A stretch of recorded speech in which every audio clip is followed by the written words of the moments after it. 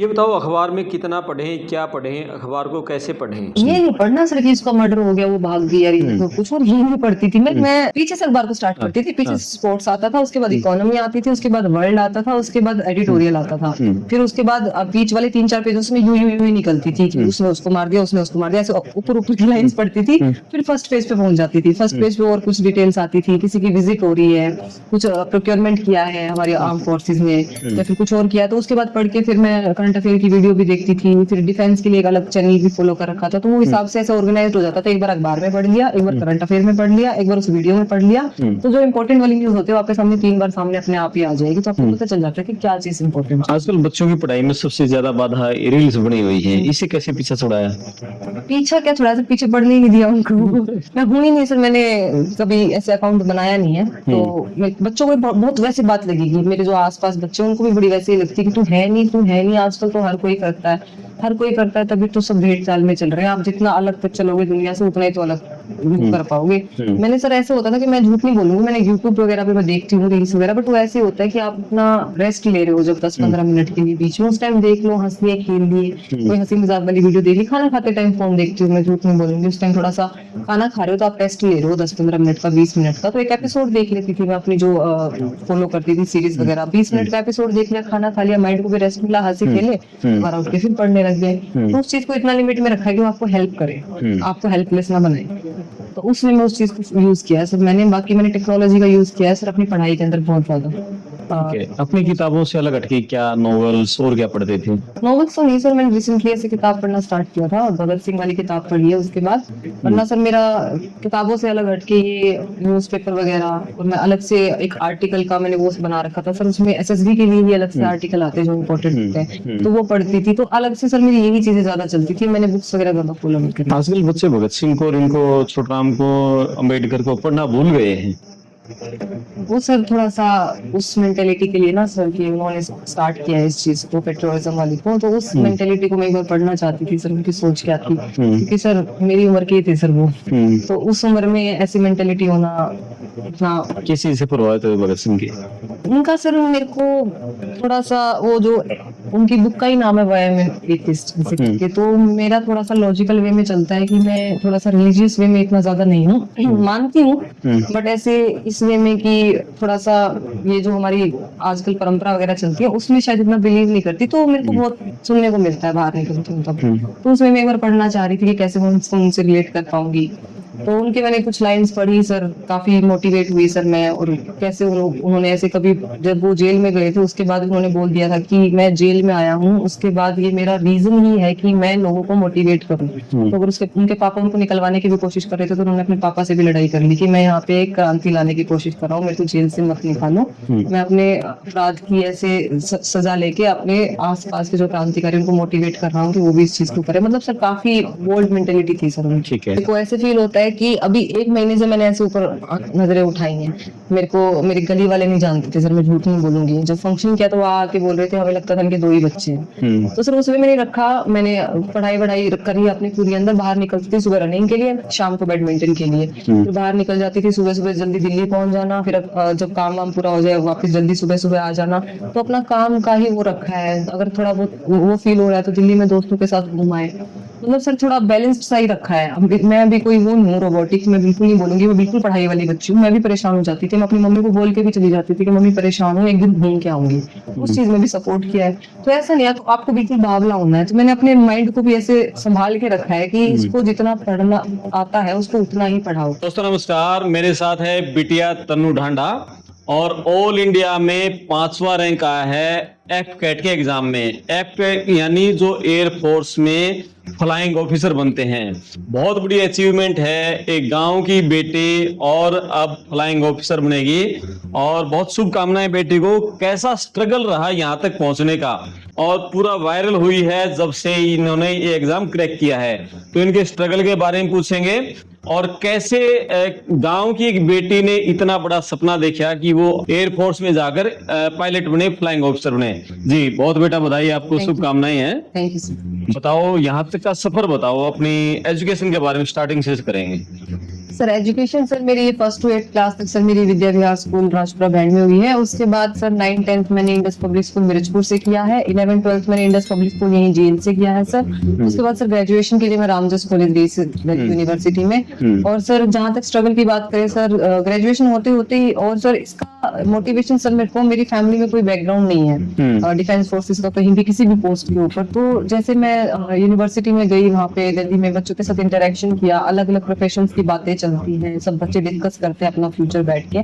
तो जब बच्चे अपने पेरेंट्स से मोटिवेट हो गए, अपने रिलेटिव से मोटिवेट हो गए, ऐसे बताते थे कि उनका इन प्रोफेशन की तरफ मन है, तब मेरे को फील हुआ कि कैसे मेरी फैमिली में कोई भी इस प्रोफेशन की तरफ मोटिवेटेड नहीं है, बच्चे सोचते ही नहीं है इस प्रोफेशन में आने के लिए। तो मेरे को फील हुआ कि मेरे को अपनी फैमिली में स्टार्ट करना है। वहां से सर मेरे को मोटिवेशन मिला। तो उसके बाद सर एक सर भी थे सर सज्जन बोरा सर, वो आर्मी में थे, उन्होंने मेरे को ऐसे काफी मोटिवेट किया इस प्रोफेशन के टुवर्ड्स, इंसेंटिव्स के, जॉब अच्छी रिस्पेक्टफुल जॉब इसके टुवर्ड्स। उसके बाद सर स्ट्रगल तो चलता ही है। स्टार्टिंग में सर जब आप सिलेबस स्टार्ट करते हो, सिलेबस काफी वास्ट होता है, आपको साथ के साथ सिलेबस भी कंप्लीट करना होता है, फिर एग्जाम्स भी आते रहते हैं, उन एग्जाम्स के हिसाब से आपको सिलेबस नया कवर करना पड़ता है। उस सिलेबस के बाद फिर आपको इंटरव्यू के ऊपर ध्यान देना पड़ता है, इंटरव्यू का सिलेबस कवर करना पड़ता है, साथ के साथ सिलेबस करना पड़ता है, साथ के साथ करंट अफेयर्स के साथ अपडेटेड रहना पड़ता है, क्योंकि आपको आपका इंटरव्यू का प्रिपरेशन सर सारा टाइम चलता है। वो आपसे जो आपकी हैपनिंग्स चल रही हैं, डेली हैपनिंग्स, उनके बारे में पूछते हैं आपके साथ के साथ, आपका रीजनिंग एबिलिटी, आपका इंटेलेक्चुअल सब कुछ वो आपका चेक करते हैं। तो सर साथ साथ सिलेबस, फिर एग्जाम्स आते रहते हैं, फिर इंटरव्यूज आते रहते हैं, उसके बाद मेडिकल्स आते रहते हैं। तो उसके हिसाब से आपके ब्रेन को आपको शिफ्ट करना पड़ता है कि अब इस चीज के ऊपर ज्यादा फोकस करना है, अब उस चीज के ऊपर ज्यादा फोकस करना है। तो उस हिसाब से सर मैं अपने आप को शिफ्ट करती रही। जिस टाइम पे जिस चीज की मेरे को ज्यादा जरूरत थी वो चीज मैं सर करती गई। मेरे को जिस टाइम इंटरव्यू के लिए फिजिकल के ऊपर ज्यादा फोकस करना था, फिजिकल के ऊपर फोकस किया। उसके बाद वेट कम करना, डाइट भी लेना, क्योंकि अब आप वेट कम करोगे तो आपको आपका हर तरीके का टेस्ट होता है। वेट कम कर रहे हो, खाना पीना छोड़ोगे तो आप प्योर चीजें कम आ जाएंगी, खाना पीना नहीं छोड़ोगे तो वेट बढ़ता रहेगा। तो हर चीज को ऐसे प्रोपोर्शन में रखना, मतलब सर टाइम में जो जो रिक्वायरमेंट मांगे वो चीज मैं पूरी करती गई सर। और 2 साल से सर इसी चीज के ऊपर मतलब अपना फोकस रखा है सर मैंने। भाई इस तरह से बोल गई तन्नू तो जैसे कोई रील्स डाल रखी है। ये इतना बोलने का इतना कॉन्फिडेंस कैसे है? सर वहाँ पे सर हमको मतलब कमरे में बंद करवा के ऐसे डिस्टेंस में, और सर वो मतलब वहाँ तो सर मेरे को कोई वो है ही नहीं कि इस चीज में मेरे कोई नंबर कटेंगे या फिर मेरी इस चीज को कुछ जज किया जाएगा या फिर इससे मेरा रिकमेंडेशन चला जाएगा। वहाँ पे तो सर इंटरव्यू में बैठ के हमको इतना मतलब इतना ध्यान से बोलना पड़ता है कि आपकी एक लाइन भी आपके अगेंस्ट यूज हो सकती है। तो वहाँ पे तो इतना ध्यान से बोलना पड़ता है सर। वहाँ जाके एक्सपीरियंस हो गया है। वहाँ पे सर हमको टॉपिक्स दिए जाते हैं, 4 टॉपिक्स दिए जाते हैं। उसके बाद आपको सिलेक्ट करके एक टॉपिक आपको सिर्फ 2-3 मिनट का टाइम दिया जाता है। उसके बाद आप सोचो, फिर आपको 3 मिनट उसके सबके सामने खड़े होकर 3 मिनट उसके बारे में बोलना है। टॉपिक्स भी सर नॉर्मल नहीं होते, ऐसे जियोपॉलिटिकल के बारे में, एनवायरनमेंट के बारे में। तो सर वहाँ से आदत हो गई है ऐसे बोलने की। ठीक है। अच्छा, +2 के बाद आपने +2 मेडिकल लिया था? हाँ जी सर। मेडिकल किस लिए लिया था? डॉक्टर बनना था? जी सर। तो फिर नीट का एग्जाम दिया था? नहीं सर, मैं 11th 12th क्लास में थी जब मेरा मन उतर चुका था सर। वो बचपन में ही आसपास वाले बच्चे बोलो, फर्स्ट बेंच वाले ने डॉक्टर बोला, फिर सेकंड वाले ने डॉक्टर बोला, फिर थर्ड वाले ने डॉक्टर बोला। वो उस टाइम की थी सर। अच्छा, इसलिए मेडिकल लिया? हाँ, इसलिए मेडिकल लिया। उस टाइम तो बच्चों लेकिन +2 के बाद नहीं हुआ, मूड उतर गया? मतलब मेडिकल मैंने यही सोच लिया था सर। बायो में मेरा इंटरेस्ट भी था। अब उस टाइम मैथ्स में मतलब इतना अच्छा परफॉर्म नहीं कर पाती। तो बहुत सारे पर्सपेक्टिव होते हैं सर, अलग अलग चीजों से सोचिए आप अपना एक डिसीजन तो बहुत सारे फैक्टर्स को लेके करते हो। अब आगे के लिए सोच भी रखा था, अगर मेरा मन बना रहता तो शायद इस टाइम डॉक्टर भी होती। तो एक मन बना रखा था उस टाइम को, उस प्रोफेशन में जाने के लिए मेडिकल चूज किया। इंटरेस्ट भी था तो उस टाइम मतलब सर चूज तो करना ही होता। तो अपने इंटरेस्ट का हिसाब का देख के मैंने चूज किया था सर उस टाइम। ठीक है। तो उसके बाद फिर ग्रेजुएशन की है आपने? हाँ जी सर। वो क्या सब्जेक्ट थे? सर मेरी 3 सब्जेक्ट थे। बीएससी लाइफ साइंसेस था सर मेरा, जूलॉजी, केमिस्ट्री और बॉटनी से। ठीक है। तो फिर वो ये फ्लाइंग ऑफिसर और फिर मेडिकल के सब्जेक्ट आपस में तालमेल तो नहीं है कहीं भी? हर प्रोफेशन के आते हैं सर, आर्ट्स वाले भी आते हैं, बीटेक वाले भी आते हैं, हर प्रोफेशन के आते हैं। आपसे आपका प्रोफेशन पूछ लेते हैं।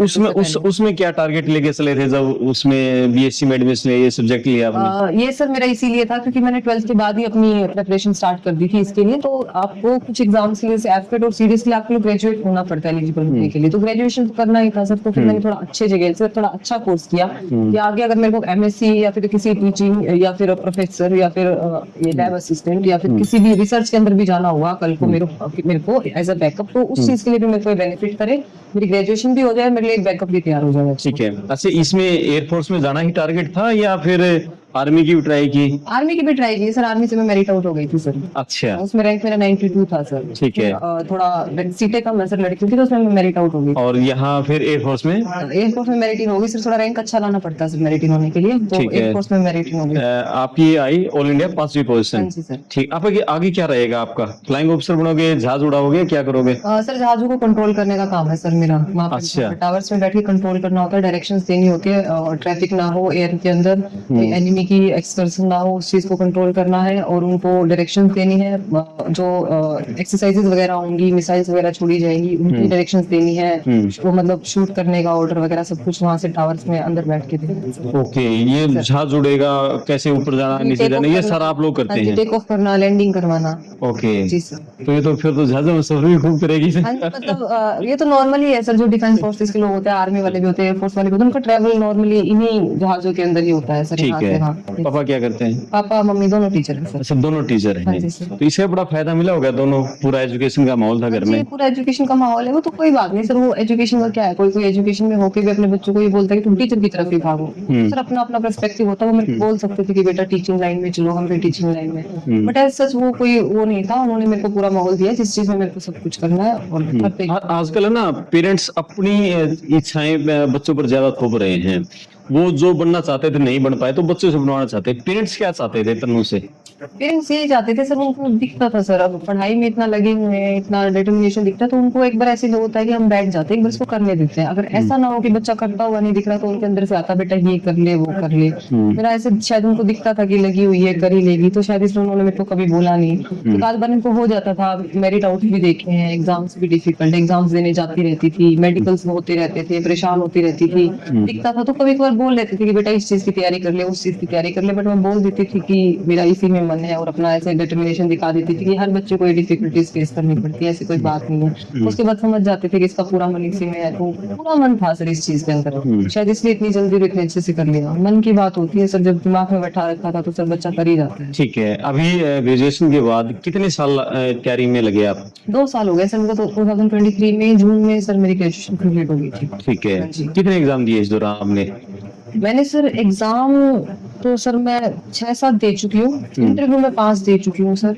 इसमें एक प्रोसेस होती है कि इसमें रिपोर्ट करते हैं बच्चे 200 से ऊपर, 200 से ऊपर 300 के करीब, तो उसमें फर्स्ट डे स्क्रीनिंग प्रोसेस होता है, उसमें 40 से 50 बच्चों को रखते हैं, तो उसमें 5 में से 2 इंटरव्यू में पहले वाले दिन बाहर हो गई थी सर स्क्रीन आउट, उसमें से 3 सर मेरे पास रिकमेंडेशन है, 3 में मैं रिकमेंड हो रखी हूँ सर, 1 में मेरिट आउट हो चुकी हूँ, 1 में मेरिटिंग हो गई, और 1 मेरी लिस्ट अभी आनी रहती है सर, वो दिसंबर में आएगी। ठीक है, जिनमें मेरिट आउट हुए आप, क्या कमियां रही होंगी जो बच्चे सुन रहे हैं उनके लिए भी? किस तरह से आपने फिर आगे वाले एग्जाम की प्रोसेस की तैयारी? फर्स्ट अटेम्प्ट था सर, फर्स्ट वाले अटेम्प्ट में स्क्रीन आउट हुई, पहली बार ही अंदर गई थी, फर्स्ट टाइम एक्सपीरियंस कर रही थी, पता नहीं था कि क्या करके आई, क्या करके आई, वो तो शायद उन्होंने शायद मेरी नॉर्मल क्वालिटीज को देख के मेरे को रिकमेंड कर लिया, कुछ एक्स्ट्रा वो नहीं था कि मैं अपनी चीजों को ऐसे एम्पलीफाई करके जाऊं या फिर अपना इंटरेस्टिंग बना के जाऊं सब कुछ, तो उन चीजों पे मैंने आके वापस दोस्तों के साथ डिस्कस किया, उसके बाद आपके मार्क्स आ जाते हैं, तो मैंने देखा कि मेरे रिटर्न में भी कम थे, रिटर्न में अगर थोड़े ज्यादा होते तो थोड़ी अच्छी रैंक आ जाती, क्योंकि रैंक काफी नीचे थी सर, 120 लड़कियां रिकमेंड थी, उसमें से 92 रैंक आना मतलब काफी मतलब हर्ट होने वाली बात थी सर। तो मैंने अपना नंबर देखे, मेरे रिटर्न में भी कम थे, मेरे इंटरव्यू में भी कम थे, तो नेक्स्ट टाइम मैंने अपने इस वाले अटेम्प्ट में मैंने अपने रिटर्न में भी बढ़ा लिए, मेरी अपनी कमियां देख के मैंने अपनी तीनों जैसे साइक, जीटीयू, इंटरव्यू, तीनों के अंदर अपना परफॉर्मेंस अच्छा कर दिया, रिटर्न में भी बढ़ा लिया और इंटरव्यू में बढ़ा लिया, तो सबके बाद मेरी ठीक है। हाँ जी। कितने घंटे पढ़ते थे इस दौरान आप, जो तैयारी के दौरान? मतलब सर अब जब मान लो कि मैंने बोला कभी इंटरव्यू आते हैं, कभी एग्जाम्स आते हैं, तो जब एग्जाम्स होते थे उस टाइम तो सर मैंने झूठ नहीं बोलूंगी, मैंने अपना पूरा टाइम पढ़ाई को भी दिया है, बिल्कुल ऐसे बिल्कुल पढ़ने वाले बच्चों की तरह, बिल्कुल किताबों में घुसने वाली चीज भी करी है कि पागल होने वाली चीज, जिस टाइम उस चीज की रिक्वायरमेंट थी वो भी करके दिखाई है। और जब इंटरव्यूज वगैरह आ जाते थे, फिजिकल की जरूरत थी, अब जो बिल्कुल किताबों में बैठे बैठे वहाँ इंटरव्यू में अच्छा परफॉर्म नहीं कर सकते आप, आपसे फिजिकल भी मांगा जाता है, आपकी हर चीज चेक करते हैं वो, उनको बिल्कुल पढ़ने वाला बच्चा नहीं चाहिए, उनको ऑलराउंडर बच्चा चाहिए, तो उस टाइम अपना फिजिकल का टाइम बढ़ा के पढ़ाई का टाइम भी कम किया, तो अलग अलग टाइम पे अलग अलग ट्रांजिशंस करे हैं सर, मेडिकल के टाइम पे और बिल्कुल फिजिकल पे ध्यान दे दिया, बस करंट अफेयर्स और नॉर्मल चीजें चालू रखी, एग्जाम के हिसाब से पिछले एग्जाम में जिस सेक्शन के अंदर मान लो मेरा जीएस में परफॉर्मेंस कम था, तो जीएस के ऊपर ज्यादा फोकस कर दिया, दोबारा किसी टीचर से उस सब्जेक्ट को कर दिया और उसको अच्छा करके चली गई, तो हर टाइम के हिसाब से जो जो रिक्वायरमेंट थी करती गई, पढ़ाई के टाइम पढ़ाई ज्यादा कर दी, फिजिकल के टाइम फिजिकल ज्यादा कर दी, अलग अलग ट्रांजिशन चलते रहते हैं सर। ठीक है, क्या इंटरेस्ट है तन्नू के? मेरा सर इंटरेस्ट यही है ऑलराउंडर वाला, स्टार्टिंग से मेरा ऐसे नहीं था कि मैं बिल्कुल पढ़ाई में हूँ, पढ़ लेती थी सर, नंबर भी अच्छे ले आती थी, मतलब क्लास में ऊपर ही रहती थी पढ़ने वालों में, लेकिन और चीजों में भी ज्यादा ध्यान रहता था, एक्स्ट्रा करिकुलर एक्टिविटीज में भी, क्लासों से बाहर भी रहते थे। झूठ नहीं बोलेंगे सर, क्लासों से बाहर रहने के लिए एक्स्ट्रा करिकुलर एक्टिविटी में हम पार्ट भी लेते थे कि सारा दिन किताबों पे ना बैठना पड़े, मतलब बाहर ही, मतलब होटल की मार मार के बाहर भी रहते थे, मस्ती करते थे, फिर स्कूल घर आके उसको कवर भी कर लेते थे, ट्यूशन वाले पार्ट से पढ़ के कवर कर ले, तो ऐसे ऑलराउंडर चीज चाहिए थी सर, और वो मेरे को आर्मी और एयरफोर्स में ऐसे दिखता था सर। तो मतलब आपकी ऑल ओवर पर्सनैलिटी को डेवलप करते हैं, आपकी हर चीज की, मतलब आपकी, मतलब ये बोल देंगे आपको आपकी पीक पे लेके जाते हैं, आपकी पढ़ाई वाली की चीज भी, एयरफोर्स में पढ़ाई भी बहुत है सर, आपको फिजिकल भी ट्रेनिंग कराएंगे, पढ़ाई भी बहुत कराएंगे, तो आपको हर चीज को पीक टच करवाते हैं सर, आपको ऑल राउंड डेवलपमेंट देते हैं, तो वो ठीक है। स्टार्टिंग से ही। अभी इससे जो एक क्या एक एफ कैट से सेटिस्फाई है तन्नू, या फिर किसी और एग्जाम के लिए आगे तैयारी करेगी? मतलब सर अब सेटिस्फाइड हूँ, मेरे को जाना था सर, इसमें अच्छी रैंक से जा रही हूँ, अच्छी रैंक का भी फर्क पड़ता है, मतलब रैंक अच्छी नहीं आई थी आर्मी वाले में, उस टाइम काफी ऐसे हर्ट होने वाली बात थी सर, इतनी नीची रैंक आना, तो उसके बाद अपनी रैंक भी बढ़ाई, अभी साथ के साथ तैयारी भी करनी थी सर, मैं बैकअप्स मैंने रखे हैं, बट मेरा मेन सर एफकेट और सीडीएस ही था, बैकअप्स के लिए मैंने एसएससी वगैरह से सोचा था, बट मेरे को ये था कि सर इस टाइम पे पूरा फोकस इन्हीं चीजों को दे लेती हूँ, क्योंकि क्या करना है ज्यादा से ज्यादा, रिटर्न के मार्क्स बढ़ाने हैं, इंटरव्यू के मार्क्स बढ़ाने, रिकमेंड हो रहे, थोड़ा और अच्छे से रिकमेंड होना है कि आप अपने मार्क्स पे भी फोकस करो। अब अगर आप घर से यही सोच के जा रहे हो कि आप अच्छे मार्क्स लेके आने हैं, तो आप रिकमेंड तो होके आओगे, बट अच्छे से रिकमेंड होके आओगे, तो उस चीज में मैंने सोच रखा था सर कि जब तक मेरी एज है मेरे को इन्हीं चीजों पे फोकस रखना है, बाकी बैकअप्स तो मैंने बहुत सोच रखे थे सर, बीएड भी कंप्लीट कर लिए, टीचिंग लाइन में जा सकती थी, वो तो सर बैकअप्स वाली बात है। ठीक है, रिजल्ट आने के बाद तन्नू पूरी वायरल है, गांव में तन्नू का स्पीच हुआ, खूब स्वागत हुआ, यहाँ स्वागत हुआ कॉलोनी में, किस तरह का लाइफ चेंजिंग है वो पूरा माहौल पिछले 5-10 दिन में जो बदला है उसके बारे में बताओ, कैसी फीलिंग है? चेंजिंग तो है ही सर, मैं तो नॉर्मल गांव वाले ने स्वागत किया, नॉर्मल अपना बोल के आई थी, जब वहां बैठी हुई थी सोफे के ऊपर, मेरे को बोला था कि बोलना है, ऐसे फर्स्ट टाइम बोली थी उस टाइम, तो ऐसे हो रहा था कि क्या बोलूंगी क्या नहीं बोलूंगी, तो कुछ सर थे वहां पे, जैसे कोई जो बड़े लोग होते हैं वहां पे, वो स्पीच दे रहे थे, उनके से सुन के नोटिस कर रही थी कि क्या बोलना है, क्या क्या बोल सकती हूँ, उसके बाद जैसे मैंने बोला ना, वो हमको 3 मिनट देते हैं कि सोच लो, 3 मिनट बोलना है, फिर तो ऐसे अपने अंदर थॉट्स ऑर्गेनाइज कर रही थी कि क्या क्या बोलना है क्या नहीं बोलना है, उसके बाद फिर वो इतना वायरल हो गया, फिर उसके बाद इंटरव्यू वाले आए जा रहे हैं, अब मेरे को तो मैं क्या करूं, मैं तो वहां पे जाके नॉर्मल बोल के आई थी, अब मैंने ऐसे एक्सपेक्ट तो नहीं किया था, but as out of respect sir, सबको खुशी होती है, अब गली वालों के लिए भी ऐसे प्राउड की बात है कि उनकी गली के किसी बच्चे ने किया, तो उनके लिए भी करना अच्छा बनता है सर, इंटरव्यू वालों को भी अब कहीं ना कहीं मोटिवेशन ही मिल रही है सर, अब मैं क्यों ना बताऊं किसी को कि मैंने कैसे कैसे इस चीज के ऊपर फोकस किया है, कैसे कैसे मैंने इस चीज को तैयार किया है, तो क्यों ना कि कुछ बच्चे सुन के मोटिवेट हो जाएंगे, क्यों ना मैं अपनी बातें बता दूं, सर ऐसे कुछ वो नहीं है, मैं बस इसीलिए बैठती हूँ कि मैं अपनी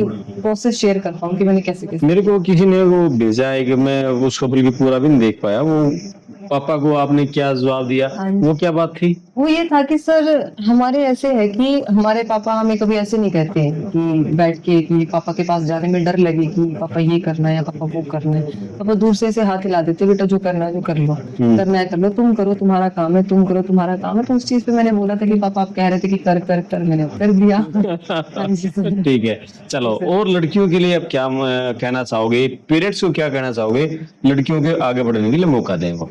मतलब सर इस प्रोफेशन के अंदर जैसे मैंने देखा है कि बच्चों से वहाँ बात होती है इंटरव्यू वगैरह में जाके, तो इस प्रोफेशन के टुवर्ड्स जैसे बच्चे आप ऐसे डर के आ रखी होती हैं, लड़ के आ रखे होते हैं मम्मी पापा से, इस प्रोफेशन के टुवर्ड्स इतनी रिस्पेक्ट नहीं है उनके मन में कि लड़कियों के लिए ठीक नहीं है या फिर लड़कियों के लिए सही नहीं है, बट सर अगर आर्मी ने और एयरफोर्स ने और नेवी ने ऐसे डिफेंस फोर्सेज ने अगर ऐसी सीटें क्रिएट करी हैं, तो वो कुछ सोच के ही करी हैं, अलग अलग उनका लड़कियों का भी माइंड में रख के करते ही हैं, मानो डिफिकल्ट ही है, बट आपकी लड़की के अंदर कुछ और लड़कियों से हट के बात ही होगी जो वहाँ पे वो पहुंचेगी, तो उनको कभी मैं ऐसे बोलूंगी कि इस प्रोफेशन के टुवर्ड्स में बोल सकती हूँ कि सर उनको सोचने की जरूरत नहीं, काफी रिस्पेक्टफुल जॉब है, और लड़कियां अपने लेवल पे जितना हो सकता है इसमें खूब अच्छा परफॉर्म करती हैं, और लड़कियों को भी मैं यही बात बोलूंगी, अगर वो मेरी इन बातों से समझ पाई हो कि उनको स्टार्टिंग से ही, क्योंकि सर लड़कियों के लिए इतनी सीटों में जैसे जाना कि आप 200 लड़कियां रिकमेंड हो रही है, उसमें से सिर्फ 30 लड़कियां जा रही है, तो कहीं ना कहीं अगर वो मेरी बात समझ पाई हो कि तो आपको स्टार्टिंग से रिटर्न से ही आपको अपना परफॉर्मेंस बढ़ाना पड़ेगा, ऐसे नहीं है कि पेपर की तैयारी करते टाइम सर बच्चों को ऐसे होता है कि जब तैयारी वैसे हो चुकी होती है ना, तो उनके माइंड में एक पॉइंट हिट होता है कि अब निकल जाएगा पेपर, तो वहां पे बच्चे रुक जाते हैं, मेरे दिमाग में ऐसे होता था सर, मैं ऐसे ओवर कॉन्फिडेंट नहीं एक्ट करना चाहूंगी, बट मेरे दिमाग में ऐसे होता था कि 300 नंबर का पेपर आएगा, 300 नंबर को टारगेट करके चलो, 200 से ऊपर तो आराम से ही आ जाएंगे। ऐसे ओवर कॉन्फिडेंट एक्ट नहीं करना चाहती सर, बट करना पड़ता है सर। लड़कियों को रिटर्न में मार्क्स ज्यादा लेके आने पड़ते हैं, लड़कियां ले आती हैं सर। तो उनको यही बोलूंगी कि आप स्टार्टिंग से अपनी ऐसी तैयारी करके चलो कि आपको मेरिट ही होना है। ठीक है। जी सर। अच्छा, वहाँ लड़कियां मिली आपको इस तरह से जो पेरेंट्स से जिद करके वहाँ आई हुई थी? मतलब सर ऐसे थी कि पेरेंट्स ने से भेज दिया था कर लिए, लेकिन जाने नहीं देंगे। ओके, वो ऐसे आ रखी थी कि तू सिलेक्शन हो गया तो जाने नहीं देंगे। सिलेक्शन हो गया तो जाने नहीं देंगे। ऐसे ऐसे लड़कियां आ रखी, तो वैसे बताती थी कि पेरेंट्स को थोड़ा सा डाउट है इस प्रोफेशन के टुवर्ड्स।